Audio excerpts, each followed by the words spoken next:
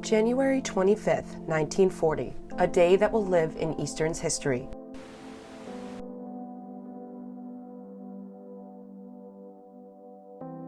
Gertrude Louise Beer, also known as Trudy, was a 21-year-old student living here in Burr Hall. It was a cold Thursday morning when tragedy struck on our very own campus. Gertrude was born in Aliquippa, Pennsylvania, but moved to Rockville, Connecticut when she was 6 years old. She began her education in 1936 when ECSU was originally Willimantic State Teachers College.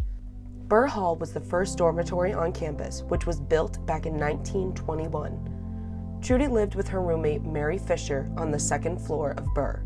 But here in the archives we have some primary source documents from the time, and we have some information from, I'm looking at one now, from the Hartford Courant. And the Hartford Courant documents the student's death, January 25th, 1940. And it was Gertrude L. Beer. She lived in Burr Hall, and she either fell or jumped. None of that is very clear from anything that we can document, but she did pass, and that has really given a lot of speculation and stories on campus to what happened. According to the 1994 edition of the Campus Lantern, Trudy's roommate Mary reported that Trudy had been unable to sleep that night and wandered all over the dorm. Mary found her roommate's body the next morning, crumpled in the snow, barely alive. When Mary went to her, Gertrude's last words were, "Don't tell my mother." No one knows what really happened to Trudy that cold morning, but according to other articles, friends and faculty noticed she had become depressed after the death of her father the year prior. Since this tragic passing of Trudy, there have been many suspicious occurrences in Burr Hall, noted by students and faculty. Numerous articles about these occurrences can be found on the internet. There were definitely a couple of creepy things that happened, but occasionally I had like a spice rack in my kitchen that was on top of my refrigerator, and sometimes the spice rack would just start spinning by itself, and there was nobody else around. I was nowhere near the spice rack. On another occasion, I was laying in bed in my apartment, which is on the second floor of Burr, and I had like some glasses in my kitchen sink, and I was laying in bed in another room, and all of the glasses fell over and shattered inside the sink. And I was the only person home, and I didn't have any animals or anything like that, so I can't explain it. Curiosity about this paranormal activity has grown more and more over the years. Blaine Fisher, a professional paranormal investigator, invited students to explore spiritual diversity by having them conduct an investigation of their own while she was a hall director at the university. It was during the Dowsing Rod Clinic that Trudy really made herself known. So in that room, if I remember correctly, we probably had about like 20, 25 people in the space. And I wasn't expecting her to show up because I'm like, that's a lot of energy. That's a lot of energy for a spirit to come up against with a group of people. And it's one of the things. She could either completely feed off of it or not want to be part of it. So during this clinic, like I said, would show folks how to use dowsing rods and pendulums. This is a dowsing rod. So it's just a piece of brass cut into an L shape with a sleeve here so that the rods can move freely. And the way we teach students is, you get comfortable. So I go, show me a yes. Show me a no. Do I have permission to douse? So you can ask yes or no questions. And without telling everybody what we're going to do, I say, okay, student, hold out just one rod. She holds up the one rod.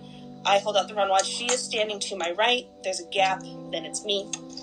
And that's when I just say, Trudy, can you please show us where you are? The student's rod whips to her left. My rod whips to my right. So they both are pointing. And I just look at the student, I'm like, tell me if you're feeling anything physical right now. And she said that her whole left side, the space in between us, was that tingle. The best way I can describe it, that my body interprets it, is it's like goosebumps, but like that feeling when your foot falls asleep. Yep. At the same time. That's how my body perceives energy. And so we had Trudy standing between us. And we got a lot of validation and affirmation from Trudy. She was really clear in saying that she was happy to see students there, that while she struggled with pretty much her own mental health, she was happy to see students flourish. Throughout the investigation, students were given the opportunity to ask any questions. They wanted to be like, is she angry? Is this evil? Because they didn't know the story of Trudy. Right. It wasn't really talked about at Eastern. It was just this legend. She was known as Gertie the Ghost. So that's when we came to find out, okay, so we were like, okay, her name was Gertrude. And that's what, how about Trudy? And that's when we got a very strong yes, that she would like to be called Trudy. She was not angry. She was not sad that she was there. She likes being there. She chooses to be there. She enjoys seeing students going through their educational process there because she was there to be a teacher. Right. So seeing other folks in the learning process gives her great joy.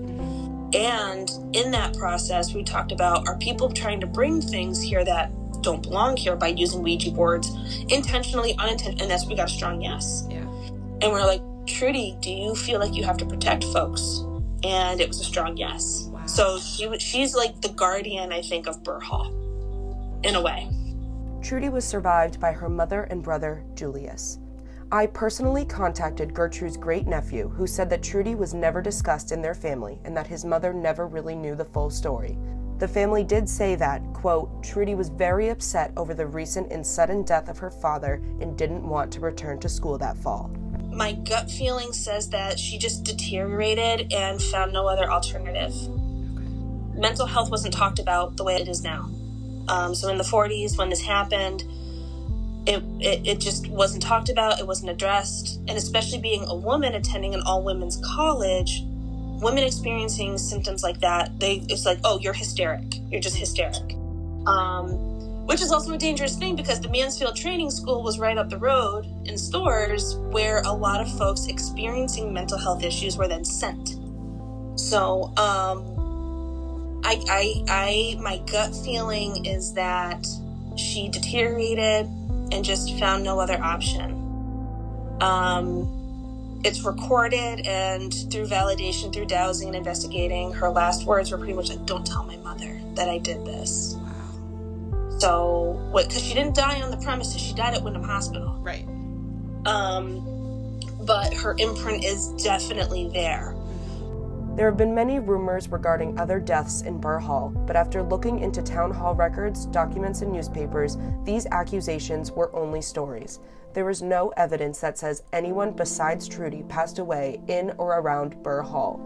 Some believe that the reasoning for her presence is to finish her education, since she was only 5 months away from her graduation. The traumatic ending of Trudy's life will continue to remain a mystery.